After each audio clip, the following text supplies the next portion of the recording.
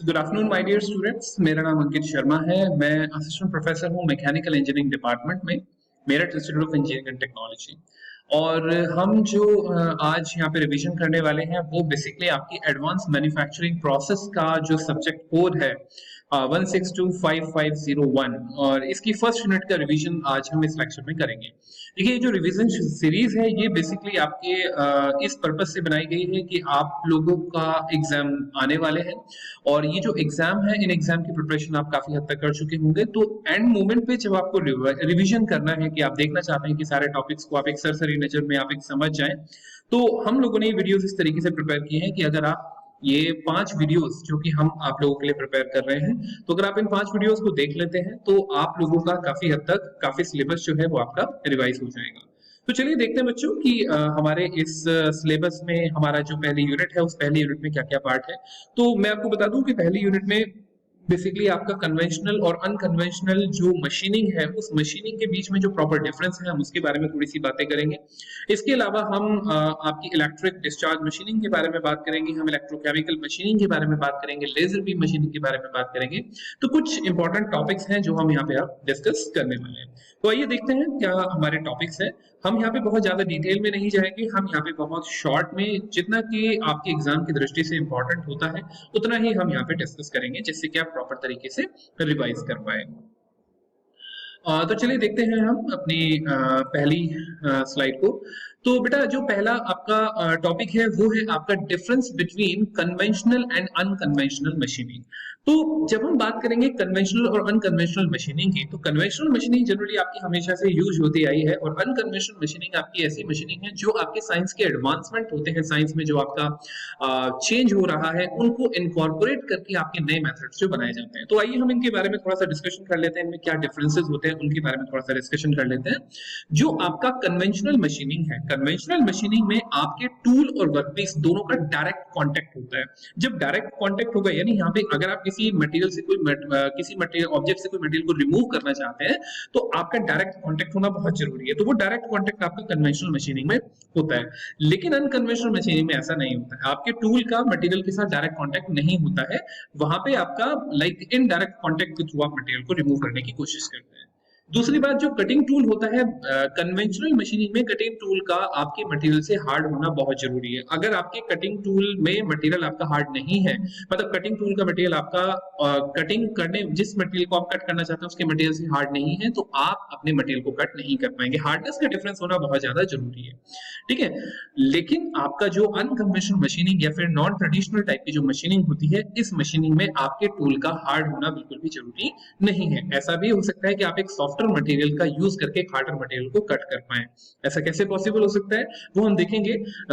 वैसे मैं आपको बता दूं कि यहाँ पे हम डिफरेंट पैरामीटर्स यूज करते हैं, different type of like methods use करते हैं। जैसे कि हमारा हो गया, हम मोमेंटम का यूज करेंगे, हम वेलोसिटी का यूज करेंगे कि हम सॉफ्ट मेटल की ग्रेन से हम हार्ड मेटल्स को कट कर पाए।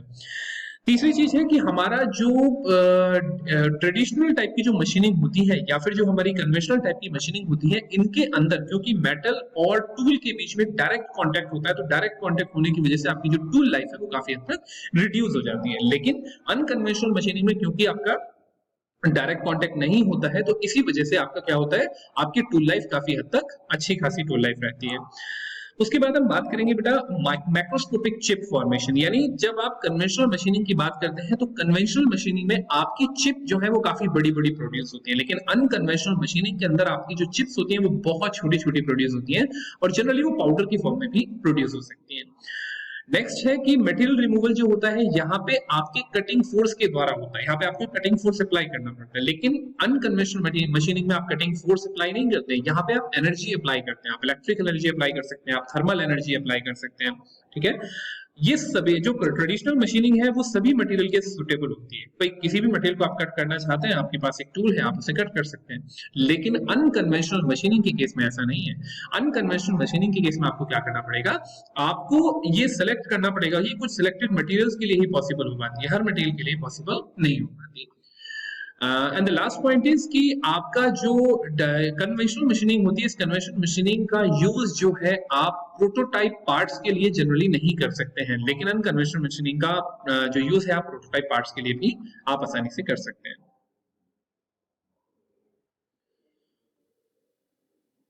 अब देखिए हम बात करेंगे classification of non traditional machining. Non traditional machining का अगर आप क्लासिफिकेशन करना चाहें तो बेसिकली इनको 4 तरीकों से डिवाइड किया जा सकता है। नॉन कन्वेंशनल मशीनिंग जो होती है, अगर आप उनमें मैकेनिकल मेथड्स का यूज कर रहे हैं तो आप उनको मैकेनिकल नॉन ट्रेडिशनल मशीनिंग कह सकते हैं। अगर आप उनमें थर्मल टाइप के मेथड्स का यूज कर रहे हैं, जहां पे आप थर्मल एनर्जी का यूज कर रहे हैं, तो आप उनको non traditional machining based on thermal energy कह सकते हैं। अगर आप उनमें इलेक्ट्रोकेमिकल मेथड्स का यूज कर रहे हैं, इलेक्ट्रोकेमिकल का मतलब जहां पे आप इलेक्ट्रिसिटी और केमिकल दोनों का यूज कर रहे हैं, वहां पे अगर आप इलेक्ट्रोकेमिकल मेथड्स का यूज कर रहे हैं तो आप उन्हें इलेक्ट्रोकेमिकल नॉन ट्रेडिशनल मशीनिंग भी कह सकते हैं। और अगर आप केवल केमिकल मेथड्स का यूज कर रहे हैं तो आप उनको केमिकल मशीनिंग भी आप उनको केमिकल नॉन ट्रेडिशनल मशीनिंग भी कह सकते हैं। तो जब हम बात करेंगे नॉन ट्रेडिशनल मशीनिंग की, तो हम मैकेनिकल, थर्मल और इलेक्ट्रोकेमिकल 3 पार्ट में हम उसको डिवाइड कर सकते हैं। मैकेनिकल जो है उसके अंदर आपकी अल्ट्रासोनिक मशीनिंग होती है, जहां पे आप अल्ट्रासोनिक रेज का यूज करते हैं, अल्ट्रासोनिक मेथड्स का यूज करते हैं। वाटर जेट मशीनिंग आपकी हो सकती है, जहां पे आप वाटर के एक जेट का यूज करते हैं और उसकी हेल्प लेके आप अपने मटेरियल को रिमूव करते हैं। इसके अलावा आपका जो है आपकी आयन जेट मशीनिंग हो सकती है। थर्मल के केस में अगर हम आए तो थर्मल के केस में आपकी इलेक्ट्रो डिस्चार्ज मशीनिंग हो सकती है, जहां पे आप डिस्चार्ज के माध्यम से आप अपने मटेरियल को रिमूव करते हैं। इलेक्ट्रॉन बीम मशीनिंग हो सकती है, लेजर बीम मशीनिंग हो सकती है, प्लाज्मा बीम मशीनिंग हो सकती है, आयन बीम मशीनिंग हो सकती है। इसी तरीके से केमिकल और इलेक्ट्रोकेमिकल की अगर आप बात करें तो केमिकल मशीनिंग हो सकती है आपकी, प्लाज्मा केमिकल मशीनिंग हो सकती है आपकी, जो है इलेक्ट्रोकेमिकल मशीनिंग आपकी हो सकती है। ठीक है, तो अब हम जरा मैकेनिकल मशीनिंग के बारे में बात करें तो मैकेनिकल मशीन में जनरली जो आपकी अल्ट्रासोनिक और वाटर जेट मशीनिंग है जो आपके लिए इंपॉर्टेंट होती है, जिनके बारे में आपको थोड़ा सा पता होना चाहिए।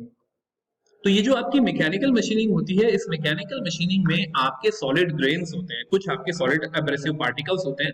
उन एब्रेसिव पार्टिकल्स को आप एक सॉल्यूशन में मिला के एक स्लरी प्रिपेयर करते हैं, जिसको हम बोलते हैं एब्रेसिव स्लरी। और इस एब्रेसिव स्लरी को जब आप अपने मटेरियल पे इंपिंज कराते हैं तो उस मटेरियल पे इंपिंज कराने की वजह से आपका मटेरियल वहां से रिमूव हो जाता है। तो मैकेनिकल मशीनिंग में आप बेसिकली एब्रेसिव पार्टिकल्स का यूज करते हैं। दूसरी बात, जब आप ये जो एब्रेसिव का जो आप यूज करते हैं, इन एब्रेसिव्स को आपको वेलोसिटी देनी होती है, जिसके माध्यम से आप अपने मटेरियल को रिमूव कर पाए। ठीक है, तो मैकेनिकल मशीनिंग के अलावा जब आप थर्मल मशीनिंग की बात करते हैं तो थर्मल मशीनिंग में आपके मेटल का रिमूवल कैसे होता है ये आपको जरूर पता होना चाहिए। मटेरियल, जब आप मैकेनिकल की बात कर रहे थे तो वहां पे मेटल का रिमूवल एब्रेसिव नेचर की वजह से हो रहा है। एब्रेसिव मतलब आपके मटेरियल के घिसने की वजह से हो रहा है। थर्मल मशीनिंग में ऐसा नहीं होता है। थर्मल मशीनिंग में आपके मटेरियल का जो रिमूवल होता है, वो मटेरियल का रिमूवल आपके वेपोराइजेशन की वजह से होता है। यानी आपका मटेरियल ना गर्म होके भाप बन के उड़ जाता है, इतना ज्यादा गर्म हो जाता है कि वो आपका बेसिकली क्या होता है, वो उड़ जाता है, वेपोराइज हो जाता है। ठीक है, तो लेकिन अगर आप थर्मल मशीनिंग यूज कर रहे हैं तो थर्मल मशीनिंग के आपके बहुत सारे आपको नुकसान भी देखने पड़ते हैं। आपके माइक्रो क्रैकिंग, वहां पे क्रैक्स आ जाते हैं, आपके हीट अफेक्टेड जोन जो HZ होता है वो वहां पे बन जाता है, और भी बहुत सारी प्रॉब्लम्स आपको देखने के लिए मिलती है। थर्मल मशीनिंग के अंदर कौन कौन सी मशीनिंग आती है वो हम पहले से डिस्कस कर चुके हैं। उसके बाद जब हम बात करते हैं केमिकल और इलेक्ट्रोकेमिकल मशीनिंग की, तो केमिकल और इलेक्ट्रोकेमिकल मशीनिंग में जैसे कि नाम से क्लियर है, यहाँ पे आपका केमिकल यूज किया जाता है। अब देखिए, जब आप केमिकल को यूज करेंगे तो केमिकल यूज करने की वजह से क्या होगा ना कि आपका मटेरियल जो है वो रिएक्शन कर जाएगा, या तो डिसॉल्व हो जाएगा या फिर वो क्या होगा, वो किसी दूसरे पदार्थ में कन्वर्ट हो जाएगा। तो इस तरीके से आप वहां से मटेरियल को रिमूव कर सकते हैं। तो इलेक्ट्रोकेमिकल में आप इलेक्ट्रोलाइट यूज करते हैं, आप वहां पे इलेक्ट्रोलाइट का यूज करके आप पे इलेक्ट्रिसिटी फ्लो कराते हैं। उस इलेक्ट्रिसिटी फ्लो कराने की वजह से आपका एक इरोसिव टाइप का एक्शन वहां पे क्रिएट होता है और उस वजह से आपका इरोजन हो जाता है। ठीक है, तो केमिकल और इलेक्ट्रोकेमिकल मशीन भी आपके सिलेबस के हिसाब से काफी इंपॉर्टेंट है। तो अब हम एक एक करके इन सब चीजों को डिस्कस करना शुरू करते हैं। तो सबसे पहले हम बात करेंगे इलेक्ट्रिकल डिस्चार्ज मशीनिंग की। देखिए, इलेक्ट्रिकल डिस्चार्ज मशीनिंग, जैसा कि आपको नाम से दिख रहा है, इलेक्ट्रिसिटी इसके अंदर यूज होगी। डिस्चार्ज मशीनिंग का मतलब क्या है कि यहाँ पे आप एक डिस्चार्ज प्रोड्यूस करेंगे और वहां से उस के तरीके से आप इसका यहाँ पे मशीनिंग करेंगे। इसको स्पार्क इरोजन भी बोला जाता है, क्योंकि यहाँ पे आपका एक स्पार्क प्रोड्यूस होता है जो कि आपके मटेरियल को इरोड करता है। इसके अलावा इसको स्पार्क मशीनिंग भी बोला जाता है, इसको थर्मल इरोजन भी बोला जाता है, और इसको इलेक्ट्रो इरोजन प्रोसेस भी बोला जाता है। तो अगर इनमें से कोई भी नाम आप लोगों के सामने आता है तो घबराने वाली कोई बात नहीं है, आपको पता होना चाहिए कि ये आपके इलेक्ट्रिकल डिस्चार्ज मशीनिंग के ही अलग अलग नाम है। अब हम बात करेंगे principle of EDM. Electrical discharge machining के अगर प्रिंसिपल की बात करें, देखिए बच्चों, जब भी आपसे कभी कोई क्वेश्चन पूछा जाता है किसी चीज से भी रिलेटेड, कोई सी भी मशीनिंग से रिलेटेड, तो आपको उसका प्रिंसिपल जरूर पता होना चाहिए, आपको उसका डायग्राम जरूर पता होना चाहिए, आपको ये पता होना चाहिए कि उसके अंदर कौन कौन से कंपोनेंट्स हैं, आपको ये पता होना चाहिए कि उसके पैरामीटर्स क्या हैं, आपको ये भी पता होना चाहिए कि आपके मेन बेनिफिट्स क्या हैं और उसके एप्लीकेशंस क्या हैं। अगर आपको ये 5 से 6 चीजें पता है तो आपको इसका मतलब उस प्रोसेस के बारे में पूरी जानकारी है। तो जब हम प्रिंसिपल की बात करते हैं, प्रिंसिपल का मतलब होता है सिद्धांत, किस सिद्धांत पे आपका जो इलेक्ट्रिकल डिस्चार्ज मशीनिंग है वो काम करता है। तो मैं इसके बारे में आपको पहले भी बता चुका हूं, मैं इसको एक बार और एक्सप्लेन कर देता हूं। इलेक्ट्रिकल डिस्चार्ज मशीनिंग में होता क्या है कि आपका एक एनोड होता है और एक कैथोड होता है। जो टूल होता है उस टूल को भी आप एक इलेक्ट्रोड बनाते हैं और वर्कपीस को भी आप एक इलेक्ट्रोड बनाते हैं। जब आप उनके अंदर इलेक्ट्रिसिटी प्रोड्यूस कराते हैं, इलेक्ट्रिसिटी जब आप उनके अंदर फ्लो कराते हैं, दोनों ऑपोजिट चार्ज के होने की वजह से जैसे ही एक दूसरे के कांटेक्ट में आते हैं तो वहां पे क्या है, वहां पे एक स्पार्क जनरेट होता है। और उस स्पार्क के जनरेट होने से आप यहाँ पे देख सकते हैं कि ये जो आपका ये जो सर्कल में दिखाया गया है, टूल और वर्कपीस के बीच में आपका एक स्पार्क जनरेट हो रहा है। तो ये स्पार्क जनरेट होने की वजह से क्या होता है कि आपके मटेरियल का रिमूवल होता है। तो ये आपका एक प्रिंसिपल है जिसके ऊपर आपकी इलेक्ट्रिकल डिस्चार्ज मशीनिंग काम करती है। ये आपका डायग्राम है, बहुत इंपॉर्टेंट है, तो आप इस डायग्राम को जरूर याद रखिएगा अपने क्वेश्चन में। जब भी आपसे क्वेश्चन पेपर में आपसे पूछा जाता है तो डायग्राम को आप जरूर बनाइएगा, ठीक है। जरूरी नहीं है आप यही वाला डायग्राम बनाएं, अगर आपके पास कोई इजी डायग्राम हो जो आप और छोटे फॉर्म में बना सकते हैं तो आप बिल्कुल उसको बना सकते हैं। ये मैंने आपको यहाँ पे एक्सप्लेन करने के लिए थोड़ा सा यहाँ पे डाला है। अब हम बात करते हैं कि आपका जो इलेक्ट्रो डिस्चार्ज मशीनिंग है, कन्वेंशनल मशीनिंग के कंपैरिजन में उसमें आपको क्या-क्या फायदे मिलते हैं। सॉरी, फायदों के बारे में अभी थोड़ी बात देर से डिस्कस करेंगे। सबसे पहले हम कंस्ट्रक्शन की बात कर लेते हैं कि आपके इसमें कंस्ट्रक्शन क्या होती है। देखिए, सबसे पहले इसमें आपका एक शेप्ड टूल होता है। शेप्ड टूल का मतलब क्या है, आपका टूल उसी शेप का होना चाहिए जिस शेप की स्ट्रक्चर आपको प्रोड्यूस करनी है, ठीक है। दूसरी बात, आपका पावर सप्लाई का सोर्स आपके पास होना चाहिए, आपके पास डाई इलेक्ट्रिक फ्लूइड होना चाहिए। डाइलेक्ट्रिक फ्लूइड का मतलब क्या होता है, ऐसा फ्लूइड जिसके अंदर आपका कंडक्शन हो सके। आपकी एक सर्कुलेशन लाइन होनी चाहिए जिसके थ्रू आपका सर्कुलेशन होगा आपके फ्लूइड का। एक servo control tool feed mechanism होना चाहिए। Servo control tool feed mechanism का मतलब क्या है कि एक सर्वो मोटर होती है, उसके माध्यम से आप अपने टूल को लगातार फीडिंग करते रहते हैं, क्योंकि जैसे जैसे आपका मटेरियल रिमूव होता रहेगा आपके टूल को आगे बढ़ाना पड़ेगा। अगर आप टूल को आगे नहीं बढ़ाएंगे तो आपका प्रोसेस रुक जाएगा। तो ये चीज आपके पास होनी चाहिए। दूसरी बात, आपका जो टूल है वो यहाँ पे एज अ कैथोड काम करता है नेगेटिव टर्मिनल की तरह। जो आपका वर्कपीस है वो यहाँ पे आपका एज अ एनोड काम करता है, ठीक है। आपके जो टर्मिनल है वो टर्मिनल आपके डीसी पावर सप्लाई से जोड़ दिए जाते हैं, जिससे कि आप एक पोटेंशियल जो है डिफरेंस वहां पे क्रिएट कर सके।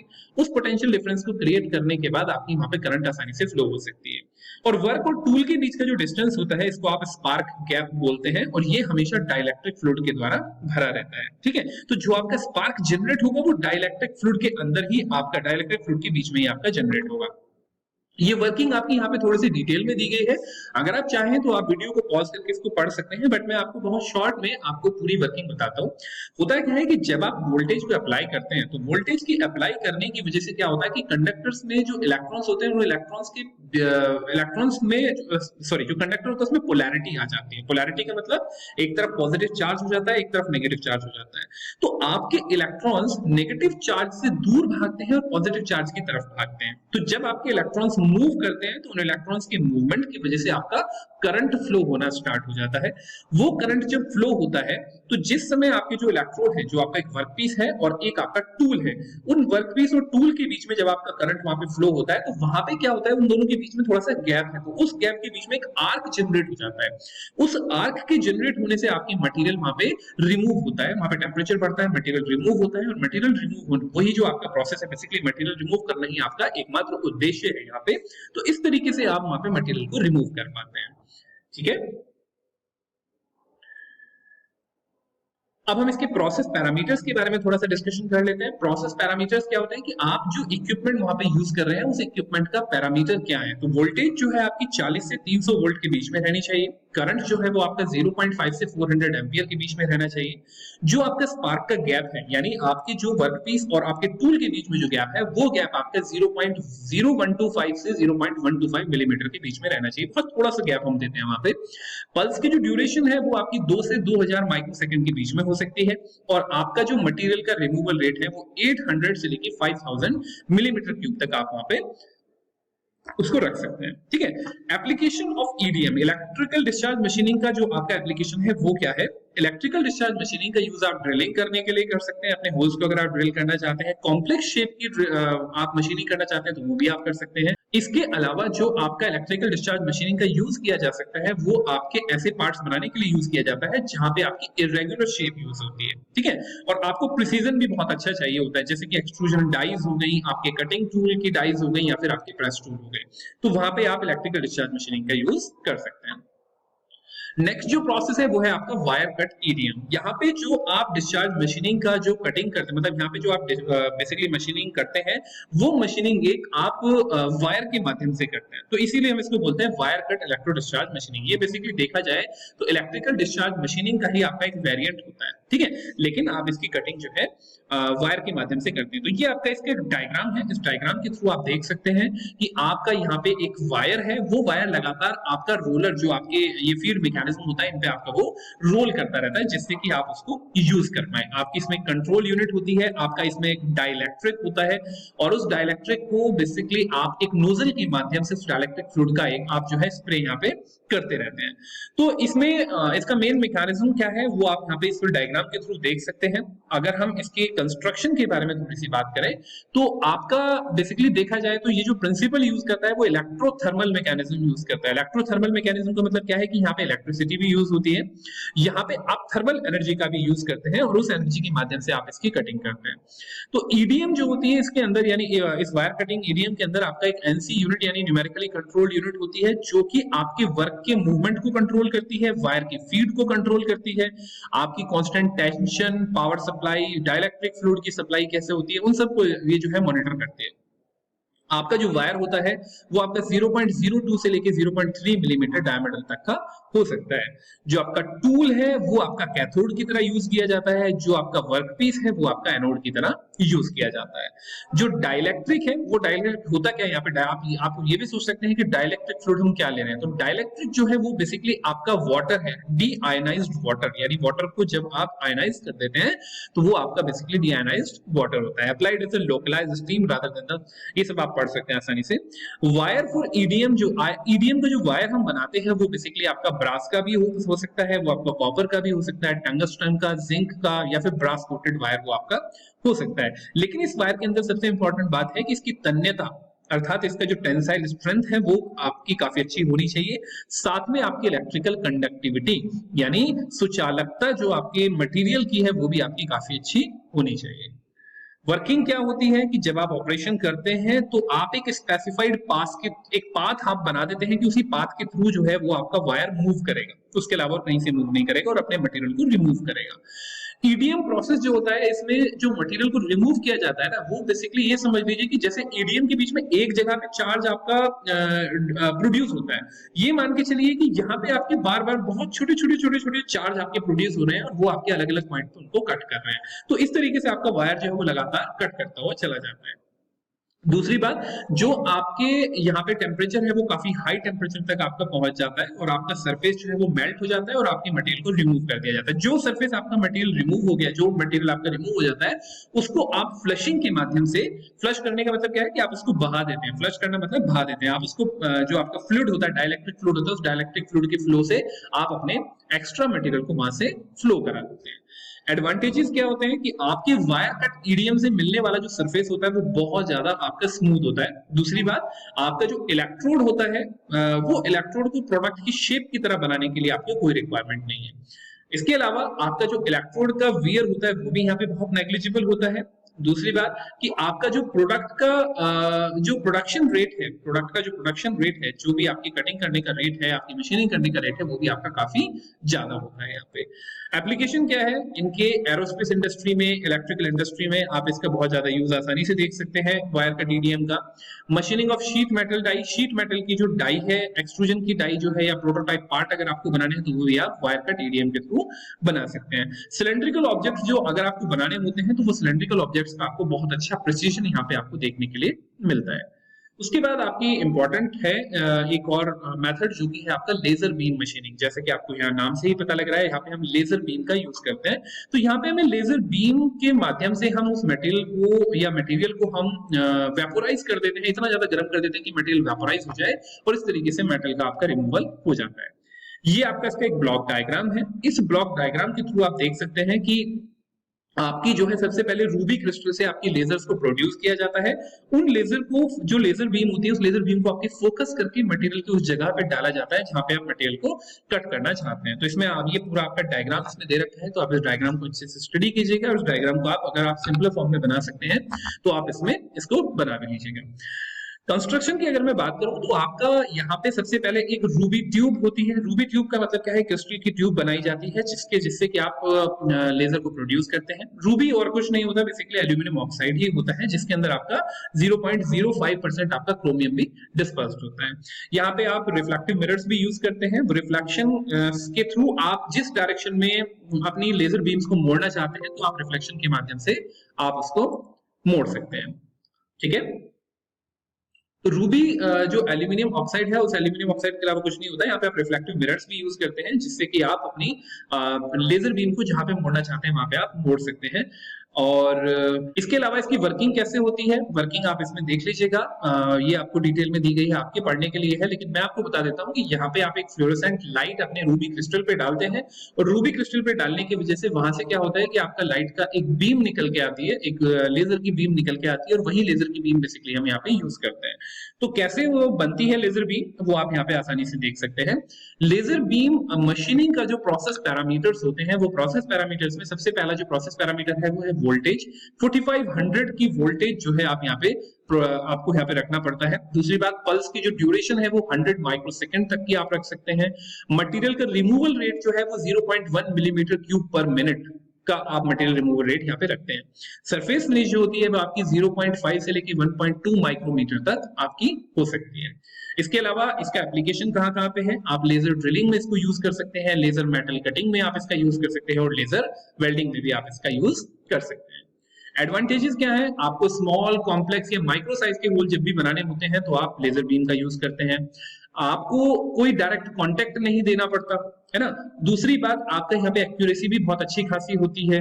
और तीसरी बात, आप यहाँ पे डिसिमिलर मेटल्स को भी वेल्ड कर सकते हैं। दो अलग अलग डिफरेंट टाइप के मेटल्स को भी आप यहाँ पे वेल्ड कर सकते हैं और इसको आसानी से ऑटोमेट भी किया जा सकता है। लेकिन इसके साथ कुछ प्रॉब्लम्स भी हैं। प्रॉब्लम्स क्या है कि भैया आप जो है जो डीप होल्स हैं उनको ड्रिल नहीं कर सकते। साथ में हाईली रिफ्लेक्टिव मटेरियल जो है वो क्या करेगा, जैसे उस पर आप लेजर बीम डालोगे वो उसको रिफ्लेक्ट कर देगा, तो आप उसको मशीन नहीं कर सकते। इसका इनिशियल इन्वेस्टमेंट बहुत ज्यादा होता है। और दूसरी बात कि यहाँ पे लेजर को हैंडल करने के लिए आपके देखिए बहुत अच्छा खासा आपको ऑपरेटर चाहिए होगा जो कि आपका बहुत स्किल्ड है। आप किसी के भी हाथ में लेजर नहीं दे सकते। इलेक्ट्रोकेमिकल मशीनिंग की अगर हम बात करें बच्चों, तो इलेक्ट्रोकेमिकल मशीनिंग आपका एक अनदर इंपॉर्टेंट पार्ट है। जो ये यहाँ पे आप इसकी ब्लॉक डायग्राम को देख सकते हैं। यहाँ पे आप केमिकल के माध्यम से यहाँ पे आप क्या करते हैं, आप अपनी मशीनिंग करते हैं। तो यहाँ पे बेसिकली आपका एक कैथोड और एनोड होते हैं। कैथोड को टूल को कैथोड रखा जाता है, वर्क को एज ए एनोड हम यहाँ पे रखते हैं। सर्वो मोटर की हेल्प से आप अपने जो आपका टूल है इसकी लगातार आप फीडिंग करते रहते हैं। सर्वो और जो पंप होता है वो बेसिकली आपका क्या करता है, इलेक्ट्रोलाइट को लगातार आपका फ्लश करता रहता है, इलेक्ट्रोलाइट को लगातार आपका फ्लो करता रहता है। वर्किंग जो होती है वो 50 से 40,000 एम्पियर के बीच में होती है और 5 से 30 वोल्ट का आप यहाँ पे वोल्टेज डिफरेंस रखते हैं। गैप जो होता है आपका, जो हम पहले भी डिस्कस कर चुके हैं, 0.05 से लेके 0.07 मिलीमीटर तक का आपका गैप होता है। और आपका जो करंट है वो आपके इलेक्ट्रोलाइट से फ्लो होना शुरू होता है और आपके मटेरियल को रिमूव करना शुरू करता है। तो यहाँ पे जो इलेक्ट्रोकेमिकल रिएक्शन होती है वो इलेक्ट्रोकेमिकल रिएक्शन आप पहले देख लीजिए।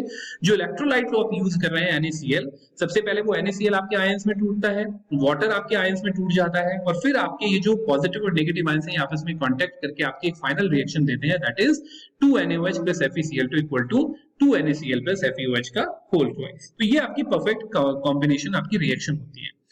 अगर हम प्रोसेस पैरामीटर्स की बात करें तो 4 से 30 वोल्ट तक की वोल्टेज होती है, 50 से 40,000 एम्पियर तक का आपका करंट होता है।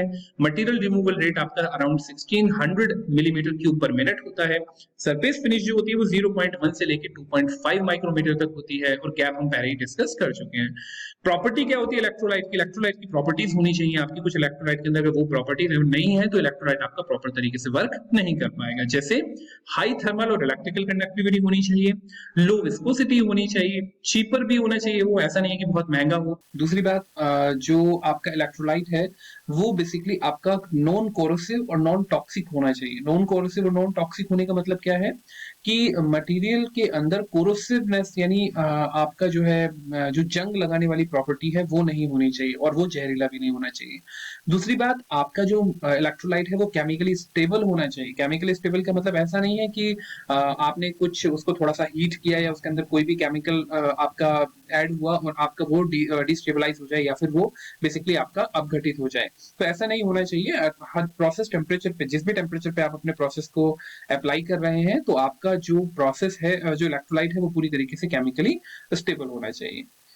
तो this is all my dear students. हमारे जो फर्स्ट यूनिट का पार्ट था वो बेसिकली इतना ही था। तो फर्स्ट यूनिट में आई होप कि आप के लिए ये काफी होगा रिवीजन करने के लिए, तो आप इसको देखिए और उसके बाद हम अपनी सेकेंड यूनिट के जो आपकी वीडियो है वो लेके आते हैं। Thank you so much.